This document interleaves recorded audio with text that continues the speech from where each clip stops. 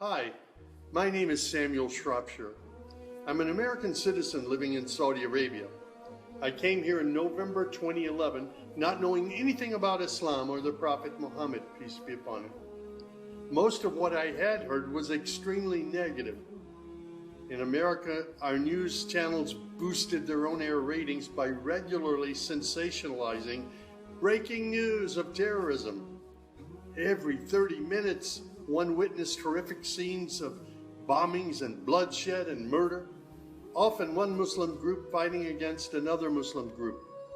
As killings and beheadings took place, there were always the shouts of Allahu Akbar, Allahu Akbar, God is great. I was invited here to Saudi Arabia by Safi Kaskas to work on what was known as the Q Project. Dr. Kaskas wanted to produce a new, easy-to-read American translation for the next generation of young Americans. Since I could not read or speak Arabic, I wasn't doing any translation work. I was simply invited here to check the English to make certain that this new interpretation of the Quran was easily understood. My work, of course, required that I read the Quran over and over again. Well, as you can imagine, having no knowledge of Islam, I had hundreds and hundreds of questions. I was shocked as I read to find that Jesus, peace be upon him, was often mentioned in the Quran. Jesus was presented as one of the greatest prophets. And even the story of the virgin birth was mentioned there. Many of the miracles that Jesus had done, I found them in the Quran. There were even a couple of Jesus miracles mentioned in the Quran that were not mentioned in the Bible. Evenings were mostly spent alone in a bedroom that had been set up for me in Dr. Safi's office. At night, I would stand on the balcony of that building and I would look across a very busy boulevard to a mosque. And I would hear the calls to prayer. I would see men and women coming to the mosque and leaving the mosque. Children were playing football in the mosque parking lot. Except for the minaret, it appeared to me to look like a typical Christian church in America. My heart longed to be in that mosque. I felt compelled by God to go there. A few months later, I got up the courage to walk down the street and to knock on the door of Taqwa Mosque. Now, nobody knocks on the door of a mosque. Normally, they just open the door and they walk right in. But I was not sure how I'd be received, so I stood there knocking until someone came to the door. That person simply said, "May I help you?" I said, "My name is Samuel. I'm a Christian from the United States. Is it okay if I come inside?" And that man, Shafiq Zubir, who was the caller to prayer, he reached out and he hugged me and he said, "Of course, come in." I sat in the back of the mosque during prayer times for 3 days. I didn't understand what was going on. I saw men standing, bowing, putting their heads to the floor as the imam led them in prayer. I had little knowledge about what was happening, but I felt God's presence in that mosque. And the men of Taqwa Mosque were so friendly to me.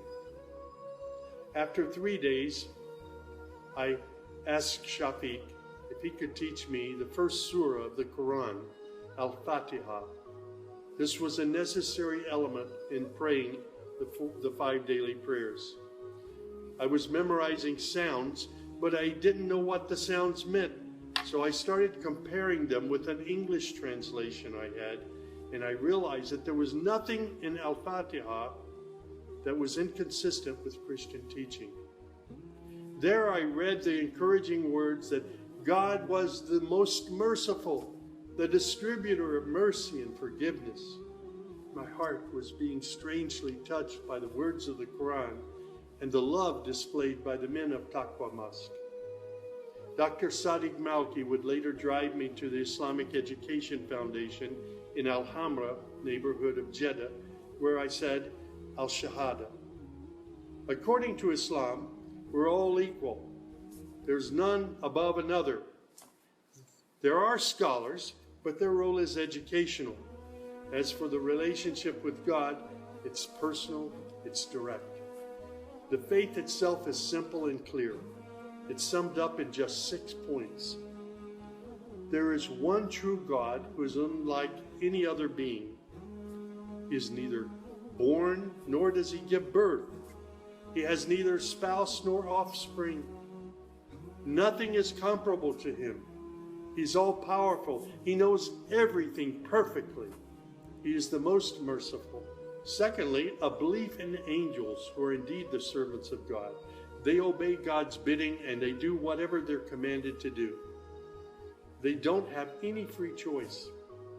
Thirdly, there's a belief in divine revelations. Islam acknowledges that God revealed scriptures including the Torah, the Gospel, the Psalms. However, down through the ages, many of these divine revelations had become distorted and somewhat corrupt. The Quran, which also contains God's revelations, is still intact in its original form.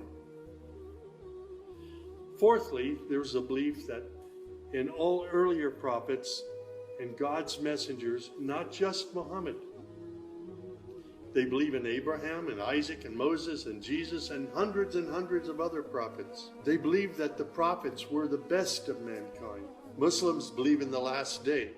That's to say, this includes the belief in all that God and his messenger have told us about what happens after death, including recording of good and bad deeds, the resurrection and the gathering of all creatures, the reckoning that will take place on the great judgment day, the prophet's intercession, as well as heaven and hell. Man's ultimate aim will be to save himself on that day. Muslims believe in the divine destiny of predestination. Whatever God wills is certain to take place, and what he has not willed will never take place. This present life is a test for man, and man should endeavor to pass this test. These tenets of faith appeared to me entirely consistent with human nature. And then I asked, how can one become a Muslim? My search showed me that one needs to fulfill 5 specific duties, which are called the pillars of Islam. These are: first, a declaration to believe and to say verbally, I witness that there is no other deity other than God, and that Muhammad, along with all the other prophets, is God's messenger. Prayer is an important part of a Muslim's life. Muslims seek to maintain the 5 daily prayers. These are spread out over the day and night. Thirdly, there's the zakat. 2.5% of one's property is an obligatory charity, provided that one owns more than a certain threshold and holds it for a year. Then there's fasting. Fasting is an important part of the Muslim's life. Muslims fast throughout the month of Ramadan. They do this every year, abstaining from all food, drink, and sex, from dawn till sunset. One must also refrain from futile arguments and quarrels and forbidden things. The month provides a unique spiritual uplift for all Muslims. Then there is the pilgrimage or Hajj. This is performed in Mecca and its surrounding areas. It's a duty to fulfill this pilgrimage once during one's lifetime, provided that one is physically and financially capable of doing so. People often ask me, Sam, how did you become a Muslim?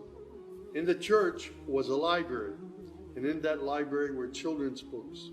One of the books my mother got over and over again was called The God of Abraham. In that book were beautiful color photos of camels and deserts.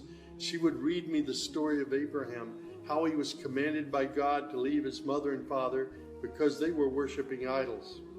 She would pause and she would say, Sammy, you always have to pray to the God of Abraham. There is only one true God, the God of Abraham. My commitment to God has been strong and enduring since my younger years. And now I have found absolute peace in Islam, in a faith that I once thought was hostile. I found friendship and hope amongst a fraternity of other Muslim brothers and sisters. I have found a family of believers.